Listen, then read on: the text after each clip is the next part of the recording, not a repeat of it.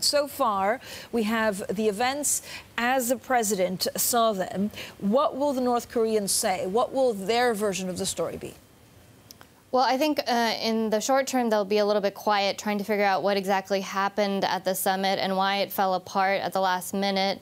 I think the North Koreans will have to make a choice. They will either return to criticizing the United States and ramping up anti-U.S. rhetoric, or they will say this is also a process. We have to keep working on it. Kim Jong-un, the North Korean leader, is very committed to the process, and he wants to have a positive new relationship with the United States going forward. So a lot of this depends on how the North Koreans also decide to spin the outcome of the summit and how they feed the message to their own people. It will be very interesting to see how the North Korean leader talks to his own people about the summit.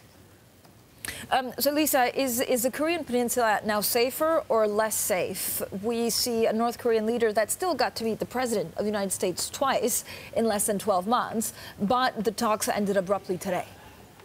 Well, I think even if there had been a joint statement that was signed today, it's not clear that the peninsula would have been any safer, at least in the short term, because North Korea still does possess all of its nuclear weapons.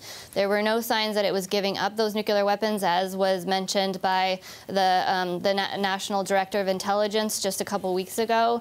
So I think, you know, the North Koreans were looking to get some benefit from this summit, perhaps going through some signs that they were doing some superficial dismantlement, but not actual dismantlement. Right. And here we have a chance to look for a process that will actually bring about clear and verifiable dismantlement in the long term. Lisa, we are thrilled to have you with us today with the Center for Strategic and International Studies. I just wish you could sit down with anybody in Washington, including the president, and give them your encyclopedic knowledge of North Korea. You and Victor Cha, what you have written is a global social good. What is the one thing from your and Victor Cha's writings that you would like to explain to the President of the United States?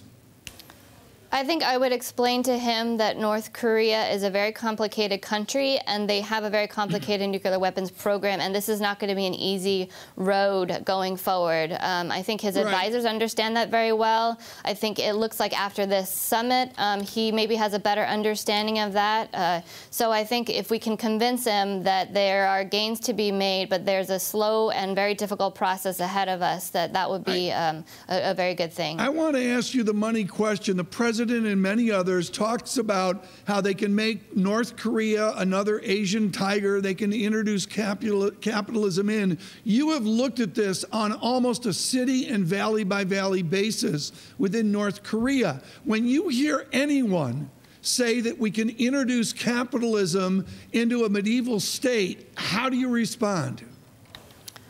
Well, I think I respond by saying there's really two economies in North Korea right now. There's the economy that is controlled and run by the regime in Pyongyang, and then there's the grassroots level economy, basically, that is developing these markets run by the North Korean people themselves. But are they but this is critical, Lisa. Are they markets where you can model them off of Vietnam or model them off of Laos or, for that matter, South Korea of 1957? I mean, is there an equivalency there, or is it different in North Korea? They are different in North Korea. They aren't exactly like the markets of South Korea or China or Vietnam.